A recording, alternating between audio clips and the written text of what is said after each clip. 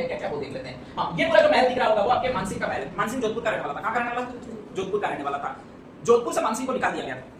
जालोर आया था और एक इरादे से आया था, आत्महत्या को करके आया था। वो कोई राज करने के लिए नहीं आया था, ठीक है। जब वो आत्महत्या करने के लिए वहां पर एक ऊंची पहाड़ी पर चढ़ा और जस्ट कूदने ही वाला था, तब उसको एक ऋषि ने देख लिया और ऋषि ने उसको कारण पूछा। उस ऋषि का नाम था जालंधरनाथ ऋषि। कौन सा ऋषि? जालंधरनाथ ऋषि था। तो उसने उसको कारण पूछा कि भाई तू क्या कर रहा है यहाँ पर? मुझे ऐसा क्यों लगता है कि तू अभी दौड़ लगाएगा पी पियो करके और ठेक नीचे जाएगा, ऐसा मुझे क्यों लगता है? वो भी रटा रटा जाएगा, ऐसा क्यों लगता है मुझे? तो उसने कहा था बस मर जाना, खत्म, टाटा बाय बाय, जिंदगी अपनी चल रही है, अब मैं पक्का मरूंगा, ध्यान रख लीजिएगा। तो उसने कहा था मर क्यों रहा है? तो उसने कहा था मैं वैसे राज परिवार से राजा हूँ, लेकिन मेरा एक भाई है हरामखोर, उसने मेरा राज्य छीन दिया और मेरे परिवार वालों को सभी को वगैरह मार दिया। तो ऐसी कंडीशन में कहा था मैं भी मरने के लिए अंतिम में अब मेरा परिवार भी नहीं बचा और परिवार नहीं बना, चाहे मेरे जीने का कोई मकसद भी नहीं बचा। तो उस ऋषि ने कहा तू एक काम कर, मुझे तेरा हाथ दिखा, तेरे हाथ में लिखा क्या है मुझे देखना है।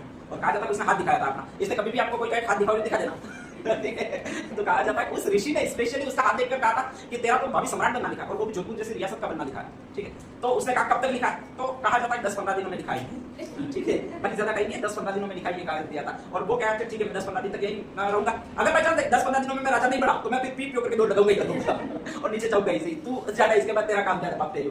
कहा जाता है कि स्पेशली आपके उसने पूरा विश्वास दिलाया जालंधरनाथ ऋषि ने कि 100% तू बनेगा। उसके भाई को पता लगा था, इस मानसिंह के भाई को, तो वो यहाँ पर सेना लेकर आया था और सेना लेकर आया था और आक्रमण कर दिया था और आक्रमण करके इस दुर्ग में भी वो घुस गया था। जब दुर्ग में घुस गया उसका भाई, तो ये मानसिंह था वो पहले दौड़ा था और उसी पहाड़ी पर चढ़ गया था। कौन सी पहाड़ी पर चढ़ गया था?